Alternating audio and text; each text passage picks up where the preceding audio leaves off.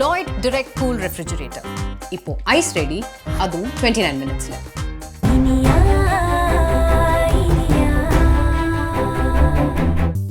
ஏன் வரல? நான் அவளை 7 மணிக்கு வர சொல்லிருந்தேனே. சரி, நீங்களாம் போய் கிளாஸ்ல உட்காருங்க, நான் 2 மினிட்ஸ்ல வந்துடுறேன். சரிக்கா. ஹோம்வொர்க் எல்லாம் பண்ணிட்டியாடி? பண்ணிட்டேன்டி.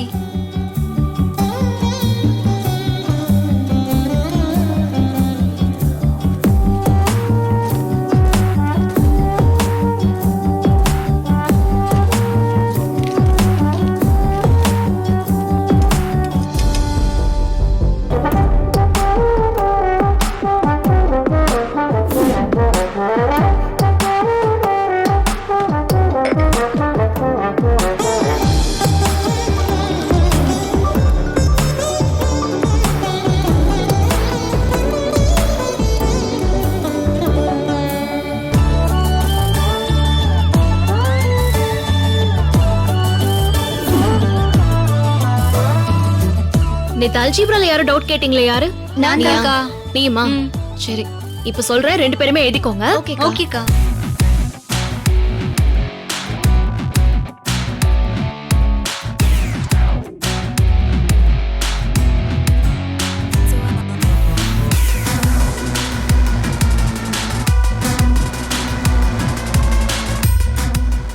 சரியா? இனியா நான் ரெடி. டிஃபன் டேபிள்ல ஹாட் பாக்ஸ்ல வச்சிருக்கேன் பாருங்க. ஆஹா, டிஃபன் கூட ரூமுக்கு வந்துருச்சா? Lucky fellow.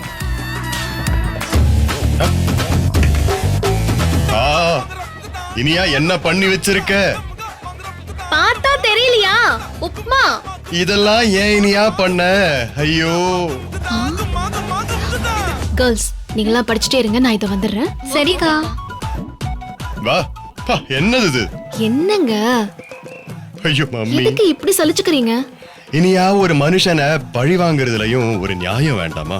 தட்டுல என் எதிரிய வச்சிருக்க. உப்மானாலே எனக்கு அலர்ஜி தெரியாதா? ஏங்க, 10 நிமிஷத்துல ரெடி பண்ணணும்னா உப்மா தான் ரெடி பண்ண முடியும். சாப்பிடுங்க.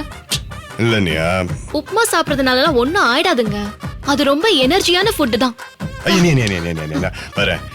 பாரு, காலையில உன் கையால செஞ்ச ஒரு நெய் ரோஸ்ட் சாப்பிட்டு போனா அப்படியே நாள் ஃபுல்லா சும்மா ஜிவ்வுன்னு இருக்கும். அப்படி சாப்பிட்டு சிங்கம் மாதிரி இருந்தவன உப்புமா சாப்பிட சொல்றியே, இதெல்லாம் உனக்கே நியாயமா இருக்கா? நான் காலையிலேயே கிளாஸ் எடுக்கிறதா இல்ல உங்களுக்கு நெய் ரோஸ்ட் போட்டு கொடுக்கறதா? சரி, உங்களுக்காக வேணா சண்டே ஒரு நாள் டியூஷனுக்கு லீவ் விட்டுடுறேன். அன்னைக்கு ஒரு நாள் உட்கார்ந்து நெய் ரோஸ்ட், தயிர் ரோஸ்ட், பால் ரோஸ்ட்னு என்னென்ன வேணுமோ கேளுங்க, நான் அதை போட்டு தரேன். இன்னைக்கு இந்த உப்மாவை சாப்பிடுங்க. என் ஸ்டூடெண்ட்ஸ் அங்க வெயிட் பண்ணிட்டு இருக்காங்கங்க. அட பாவமே, ஒரு நெய் ரோஸ்ட் சாப்பிடுறதுக்கு சண்டே வரைக்கும் காத்திருக்கணுமா? டிஃபனும் வேணாம், ஒண்ணும் வேணாம். ஆளு எங்க விக்ரம், விக்ரம் நில்லுங்க. வேண்டாம் விக்ரம், எஸ்கேப் விக்ரம். விக்ரம் நில்லுங்க, சொன்னா கேளுங்க விக்ரம். காலையில சாப்பிடாம போக கூடாதுங்க. வேண்டாம், உப்புமாவை நீயே சாப்பிட்டுக்க. ஆள விடு. Okay bye. என்ன விக்ரம்? கேர்ள்ஸ், சிரிக்க கூடாது. இங்க என்ன காமெடி ஷோவா நடக்குது? ஒழுங்கா படிங்க. கேர்ள்ஸ், பாத்தீங்களா ஒரு பாவப்பட்ட நேர்மையான போலீஸ்காரன் வீட்டுல நடக்கிற கொடுமைய? டிஃபனுக்கு உப்மா தராங்க. உங்க டீச்சர் கிட்ட இருந்து என்ன வேணாலும் கத்துங்க, உப்மா செய்ய மட்டும் கத்துக்காதீங்க. உங்களெல்லாம் கட்டிக்க போறானுங்கல்ல, ரொம்ப பாவம் அவனுங்க. பாரு, நான் கிளம்புறேன். இந்த உப்மாவை சாப்பிட சொன்னதுக்கே உன் மேல டெரரிசம் கேஸ் போடணும். Boy baby. ஐயோ விக்ரம், ஐயோ அளவுடு. நான் கஷ்டப்பட்டு செஞ்ச உப்மாவை சாப்பிட்டு போங்க. நீ கஷ்டப்பட்டினா அதை சாப்பிடுற கஷ்டத்தை எனக்கு எதுக்கு கொடுக்குற? உன் ஸ்டூடெண்ட்ஸ் கிட்ட போய் கொடுப்போ, அவங்க கஷ்டப்பட்டு. விக்ரம், ஐயோ, அதுக்கு நாங்க 100 தடவை இம்போசிஷனே எழுதிடுவோம். இரு. என்னமா சொன்ன? அப்படியா? அப்போ அந்த சம் நம்பர் 10 இருக்குல்ல, அத 100 முறை எழுது. ஐயோ அக்கா, நான் சும்மா தமாஷுக்கு சொன்னேன். தமாஷு? கிளாஸ்ல என்ன தமாஷு? பிச்சு போடுவேன் எல்லாரையும். ஒழுங்கா படிங்க.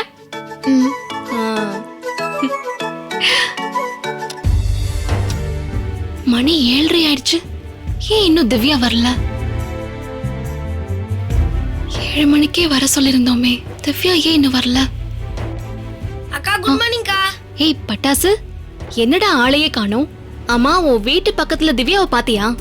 இன்னைக்கு அவளுக்கு டியூஷன் இருக்கு, வரவே இல்லடா. இனிமே அவங்க வரமாட்டாங்கக்கா. வரமாட்டாளா? ஏ? அன்னைக்கு திவ்யாவோட குடிக்கார மாமா இங்க வந்தார்ல, அவரு டியூஷனுக்குலாம் போவனா, வீட்லயே கடை அப்படின்னு சொல்லிட்டாரு. ஏய் நிஜமாவா? நான் அன்னைக்கே அந்த ஆள் கிட்ட அவ்வளவு தூரம் சொன்னேனே, அப்ப கூடவா அந்த ஆள் பிடிவாதமா இருக்கான்? ஆமாங்கா, அந்த ஆளுக்கு கிறுக்கு பிடிச்சிருச்சு. திவ்யாக்கா புக்ஸ் எல்லாம் எடுத்துட்டு டியூஷனுக்கு கிளம்புனாங்க. அந்த ஆள் தான் புக்கெல்லாம் புடிங்கி வச்சுட்டு வீட்டு வேலைய பாருன்னு சொல்லி தடுத்துட்டாரு. டேய், அவ நல்லா படிச்சிட்டு இருக்காடா. இந்த சமயத்திலே அந்த ஆள் இப்படி பண்ணணும்?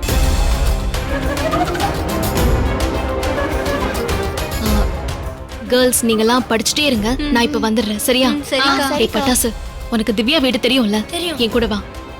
அக்கா, அவங்க மாமா மோசமானவருக்கா, அவர்கிட்ட எல்லாம் பேச முடியாது. நீங்க அங்கெல்லாம் வராதீங்க. டேய், அதெல்லாம் நான் பாத்துக்கிறேன், நீ என் கூட வா. வாடா. அக்கா சொன்னா கேளுங்கக்கா. வாங்க மேடம். என்ன சார் நீங்க? சிவனாண்டி கேன்சர் விஷயம் யாருக்கும் தெரிய வேண்டாம்னு சொன்னேன்ல, ஏன் இப்படி தெரிய விட்டீங்க? மேடம், ரிப்போர்ட் என் கைக்கு வந்த உடனே நான் ஃபர்ஸ்ட் உங்களுக்கு தான் சொன்னேன். வேற யாருக்கிட்டையும் ஒரு வார்த்தை கூட சொல்லல. இந்த விஷயத்தை என்னோட ஹையர் அபிஷியல்ட்ட கூட நான் சொல்லல. யாருக்கும் சொல்லலன்னா அந்த விஷயம் விக்ரம்க்கு எப்படி தெரிஞ்சது? மேடம், எனக்கு தெரிஞ்ச விக்ரம் இந்த கேஸை சாதாரணமா எடுத்துக்கல. சிவனாடி பின்னாடி யார் இருக்கான்றத கண்டுபிடிக்க ரொம்ப தீவிரமா இருக்காரு. டிபார்ட்மெண்ட் மூலமா பேசி எனக்கு முன்னாடியே அந்த ரிப்போர்ட்டை அவர் வாங்கிட்டாரு. என்னால அதை தடுக்க முடியல மேடம். சரி, இப்ப சிவனாண்டி எப்படி இருக்கான்? பித்து பிடிச்ச மாதிரி தான் இருக்கா மேடம். அவனுக்கு கேன்சர் இருக்கிற விஷயத்தை கேள்விப்பட்டதுல இருந்து சாப்பாடு கூட சாப்பிடாம பாவம் பண்ணிட்டேன் அது இதுன்னு புலம்பிக்கிட்டே இருக்கான். சரி விடுங்க, நான் பாத்துக்கிறேன். மேடம், அவங்க கூட நீங்க தனியா பேச ஏற்பாடு பண்ணிருக்கேன், வாங்க.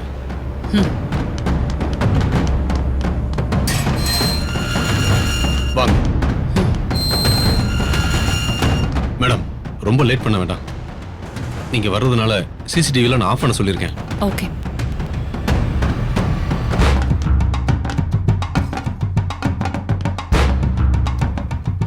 Constable sir.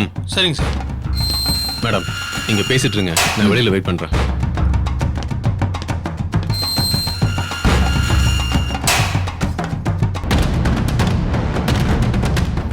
அண்ணே, உங்களுக்கு வந்திருக்க கேன்சரை குணப்படுத்திடலாம். நான் டாக்டர் கிட்ட விவரமா பேசிட்டேன். சீக்கிரம் கோர்ட்ல ஜாமீன் வாங்கி உங்களை கேரளாக்கு ட்ரீட்மெண்ட் கூட்டிட்டு போறேன். நீங்க குணமாயிடுவீங்கன்னு. என்ன குணப்படுத்துற கட்டத்தெல்லாம் தாண்டிட்டேன் மாயம்மா. எப்ப உடம்புல இருந்து ரத்த வாந்தி வர ஆரம்பிச்சதோ அப்பவே எல்லாம் முடிஞ்சு போச்சு. நான் முடிஞ்சு போன கேஸ் மாயம்மா. என்னை பத்தி பேசி எந்த பிரயோஜனமும் இல்லை. அண்ணே, நீங்க டாக்டர் மாதிரி பேசாதீங்க. நான் உங்க ரிப்போர்ட்டை வச்சு நிறைய பேர்கிட்ட டிஸ்கஸ் பண்ணிட்டு வந்து தான் சொல்றேன். நான் உங்களை காப்பாத்துவேனே. என் வாழ்க்கை முடிய போறதை தெரிஞ்சுக்க நான் டாக்டரா இருக்கணும்னு அவசியம் இல்லை மாயம்மா. அது உள் மனசுக்கே தெரியும்.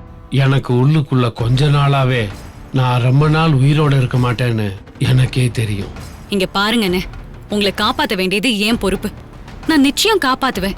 நீங்க எனக்காக செய்ய வேண்டியது ஒன்னே ஒண்ணுதான். இந்த கேஸ பத்தி யாரு பேசினாலும் நீங்க எதுவும் வாயை திறந்து சொல்லாதீங்க. தப்பி தவறி கூட என் பேர் வெளியே வந்துடக்கூடாது. புரிஞ்சுதானே? எனக்கு ஒரே ஒரு மகன். ஆசை ஆசையா வளர்த்தேன். என்னென்னவோ நல்ல வேலை செஞ்சு அவனை இன்னும் நல்லா வளர்த்துருக்கலாம். ஆனா விசுவாசன்ற பேர்ல நிறைய தப்பு தானமா நான் பண்ணியிருக்கேன். எனக்காக கொஞ்சம் தப்பு, உங்களுக்காக கொஞ்சம் தப்பு.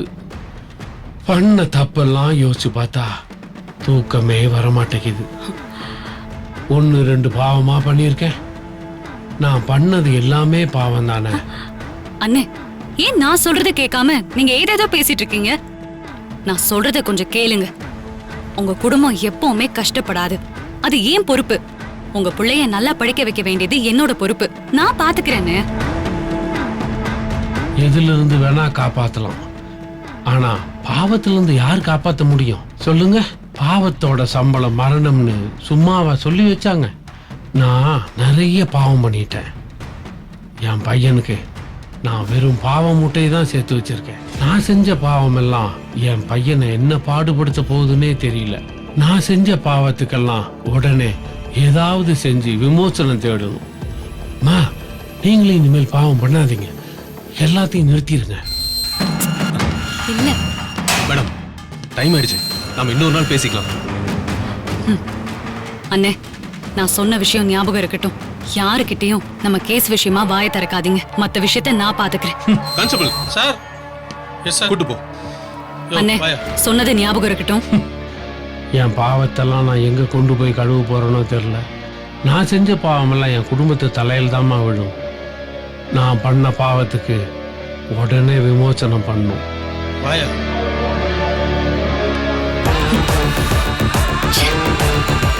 மேடம், அவன் இப்ப இருக்கிற சூழ்நிலையை பார்த்தா அவன் 2 மாசம் கூட தாங்க மாட்டான் போல இருக்கே.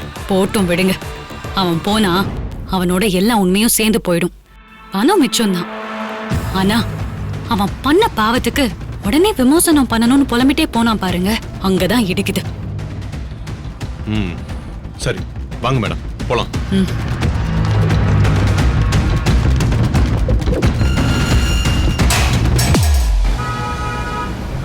கடவுளே, இன்னைக்கு எப்படி கரெக்ட் பண்ணிச்சு, இதே மாதிரி டெய்லியும் கிடைக்கணும்.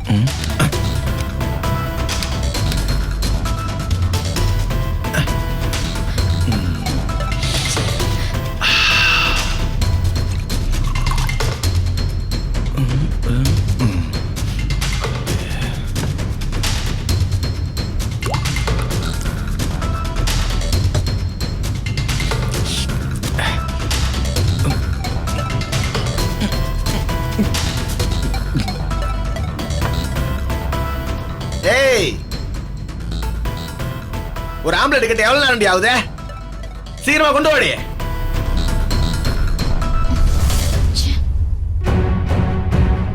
இந்தா, வீட்டுல இப்படி காலையில இருந்து ஒரு ஆம்பளை குடிச்சிட்டு இருந்தா வீடு விளங்குமா? வேலைக்கும் போறது இல்ல, வீட்டுக்கு காசும் குடுக்கறது இல்ல. வீட்டுல இருக்க பொம்பளைங்களை மிரட்டுறதே உனக்கு வேலையா போச்சா?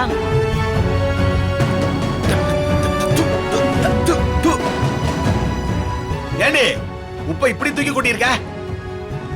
ஒழுங்கா ஒரு ஆம்லெட் பாடா, துப்பு இல்ல. பேச்சா பாரு. பா, அடுத்த ஆம்லெட் அது ஒழுங்கா போடுப்பா. யோ, உன்னால ஏன் வாழ்க்கை தான் பாழா போச்சு. என் தங்கச்சியாவது நிம்மதியா வாழ விடியா? அவ யார் காலையோ விழுந்து படிக்கிறதுக்கு டியூஷன் ஏற்பாடு பண்ணிருக்கா. இப்ப எதுக்கு அவளை டியூஷன் போக விடாம நிப்பாட்டி வச்சிருக்க? அவ டியூஷன் போயிட்டா இந்த வீட்டுக்கு யாரடி சம்பாரிச்சு கொடுக்கறது? அக்கா, ஒருத்தி சம்பளம் தான் போதலையே. அதுக்கு தான் அவளையும் வேலைக்கு போக சொல்றேன். நல்லதுக்கு தாண்டி சொல்றேன். அது ஏன் உனக்கு புரிய மாட்டேங்குது? மாமா கொஞ்ச நாள் என்னை படிக்க விடுங்க மாமா. எனக்கு பெரிய ஆபீசர் ஆகணும் லட்சியம் இருக்கு மாமா. அப்ப நான் உங்களுக்கு சம்பாரிச்சு தரேன். தயவு செஞ்சு என்னை இப்ப படிக்க விடுங்க மாமா. அடிங், நீ எல்லாம் படிச்சுதான் நாட்டை காப்பாத்த போறியா? நீ படிச்சு வேலைக்கு போய் அப்படியே எவனையாவது கல்யாணம் பண்ணி செட்டில் ஆயிடுவ. நாங்க என்ன பண்றது? உனக்கு சோற போட்டு வளர்த்ததுக்கு எங்களுக்கு சம்பாரிச்சு கொடு துட்டு. உனக்கு ஒரு கம்பெனில வேலைக்கு பேசியிருக்கேன், இன்னைக்கே கொண்டு போய் விடுறேன். கிளம்பு. அக்கா. ஏய் திவ்யா, நீ பைய எடுத்துட்டு டியூஷன் கிளம்பு. இந்த ஆளை நான் பாத்துக்கிறேன். இந்த ஆளு நம்ம 2 பேரையும் குழி தோண்டி புதைக்காம அடங்க மாட்டான். அவன் மட்டும் இந்த வீட்டு வாசப்படியை தாண்டட்டும், கொன்றுவேன். எந்த வீடுறா? தோ இந்த வீடுதான்க்கா.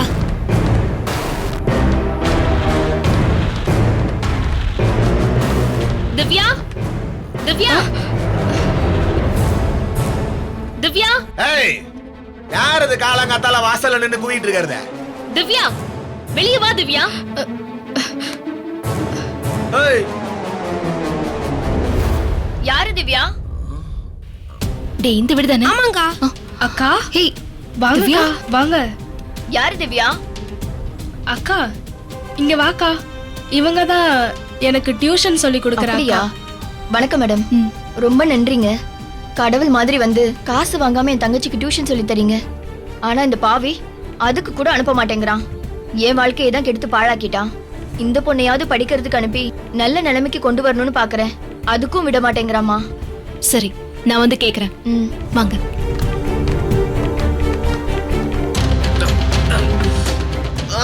வாங்க வாங்க. குட் மார்னிங் டீச்சரம்மா. நீங்க என் வீட்டுக்கு வந்து கலாட்டா பண்ணப்பவே உங்களுக்கு நான் புரியுற மாதிரி தெளிவா சொன்னேன்ல, அவ நல்லா படிக்கிற பொண்ணு, அவ படிப்பு கெடுத்துறாதீங்கன்னு. நீங்க மறுபடியும் ஏங்க தகராறு பண்றீங்க? அத கேட்கறதுக்கு நீ யாரு? அது உன் வீடு. அதனாலதான் நீ எகிறனால நான் அப்படியே வந்துட்டேன். ஆனா இது என் வீடு. இவெல்லாம் படிச்சு என்னத்தை கிழிக்க போறா? அதான் 12ஆம் கிளாஸ் வரைக்கும் படிச்சுட்டால, அதெல்லாம் போதும். இனிமே வேலைக்கு போய் சம்பாதிக்கிட்டோம். மிஸ்டர், நீங்கெல்லாம் எந்த காலத்துல இருக்கீங்க? இன்னைக்கு பொண்ணுங்க படிச்சு கலெக்டரா, ஜட்ஜா, பைலட்டா எங்கெங்கயோ போயிட்டு இருக்காங்க. நீங்க என்னமோ முட்டாள்தனமா படிச்சு என்ன கிழிக்க போறான்னு கேக்குறீங்க? பொம்பளை பிள்ளைங்களை படிக்க வச்சு கலெக்டர் ஆக்கிறவங்களாம் ஆக்கட்டும். எனக்கு இவ மேல படிக்க போக கூடாது, வேலைக்கு போகணும், சம்பாதிக்கணும். அதையே திரும்ப திரும்ப சொல்ல உங்களுக்கு வெக்கமா இல்ல? சம்பாதிச்சு அவங்களை காப்பாத்த வேண்டிய நீங்க அவங்க சம்பாதியத்துல உட்கார்ந்து குடிக்கணும்னு ஆசைப்படுறீங்க. என்ன மனுஷனோ நீங்களாம். நான் மனுஷன் இல்ல, ராட்சசன். நீ எப்படி வேணாலும் வச்சுக்க. அத பத்தி எல்லாம் எனக்கு கவலை இல்லை. எனக்கு இவ வேலைக்கு போகணும். இந்த மாசம் இவ கையால எனக்கு சம்பளம் வரணும். அதை தவிர நான் வேற எதுவும் நடக்க விட மாட்டேன். உனக்கு டியூஷனுக்கு ஆள் எதுவும் வேணும்னா வேற ஆளை போய் தேடு. இவளை அங்க விட்டுட்டு கிளம்பிக்கிட்டே இரு. இங்க பாருங்க மிஸ்டர், இவளுக்கு +2 பப்ளிக் எக்ஸாம் வரப்போகுது. உங்க அகம்பாவத்தால அவ படிப்பு கெடுத்துறாதீங்க. முதல்ல அவளை கிளாஸ்க்கு அனுப்புங்க. நான் தான் அவளை அனுப்ப முடியாதுன்னு சொல்றேன். மறுபடியும் இதையே சொல்ற. உனக்கு டியூஷனுக்கு ஆள் வேணும்னா அங்க இருக்கிற ஸ்கூலுக்கிட்ட போய் ஆளை பிடிச்சுக்கோ. சும்மா இங்க வந்து தகராறு பண்ண அப்புறம் நடக்கிறதே வேற. ஏ திவ்யா, நீ முதல்ல பேக் எடுத்துட்டு டியூஷன் கிளம்பு. இவர் என்ன பண்றாருன்னு நானும் பாக்குறேன். போடலவா? ஏய் பிச்சிருவேன். திவ்யா, நான் சொல்றேன்ல, போய் எடுத்துட்டு வா. அவ எப்படி போறான்னு நான் பாக்குறேன். போ திவ்யா, போ திவ்யா. நீ போய் எடுத்துட்டு வா, கூப்பிடுறாங்கல்ல. போயிடலவா? ஏய் போயிட்டே நீ. ஏய் நில்லு. நான் அக்காவுக்கு தங்கச்சிக்கு குளிர்ட்டு போச்சா? இவ ஏதோ கூப்பிடுறானா நீயும் கிளம்பி போ சொல்ற? முதல்ல ஒன்னு அச்சதான்.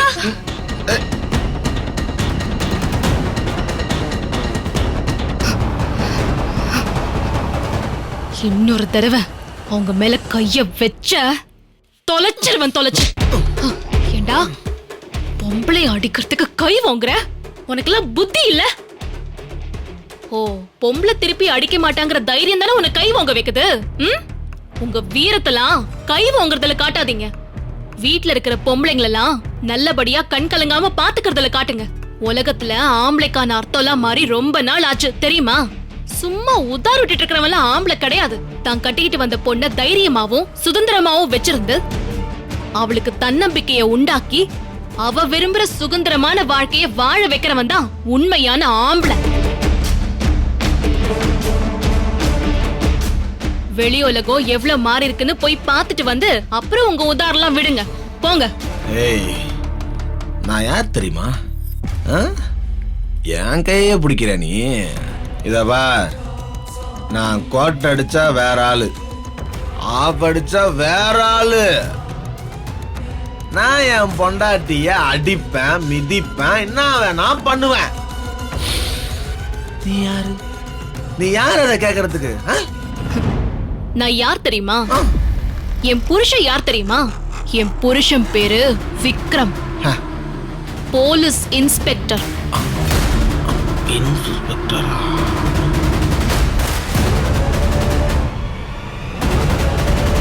அவர் பேரு கேள்விப்பட்டிருப்பியே. போன வருஷம் நடந்த 4 என்கவுண்டர்ல 3 என் புருஷன் தான் பண்ணாரு. ஹலோ, இந்த ஏரியாவுல என் புருஷனை தெரியாதவங்க யாருமே இருக்க மாட்டாங்க. ரொம்ப முக்கியமா உங்கள மாதிரி பொறுக்கிங்க எல்லாரும் ஒரு தடவையாவது என் புருஷன் கிட்ட உத வாங்கியிருப்பாங்க. இங்க பாருங்க, உங்களுக்கு நான் ஃபைனலா சொல்றேன். திவ்யா என்கிட்ட டியூஷன் படிப்பா. அவ +2 முடிச்சிட்டு மேல் படிப்புக்காக என்ட்ரன்ஸ் எக்ஸாமும் எழுதுவா. ஹையர் எஜுகேஷனுக்கும் போவா. படிப்புக்கு எவ்வளவு செலவாகுமோ அது எல்லாத்தையும் நானே பாத்துக்கிறேன். அவளை ஏதாவது தொந்தரவு பண்ணலாம் நினைச்சீங்க, என் புருஷன் கிட்ட சொல்லி உங்களை அடிச்சு சட்டை இல்லாம ரோட்ல இழுத்துட்டு போக வச்சிருவேன். இழுத்துட்டு போறது மட்டும் இல்லங்க, ஏதாவது ஒரு கேஸ் போட்டு திவ்யா படிச்சு முடிக்கிற வரைக்கும் வெளிய வரவிடாம பண்ணிருவேன். ஜாக்கிரதை.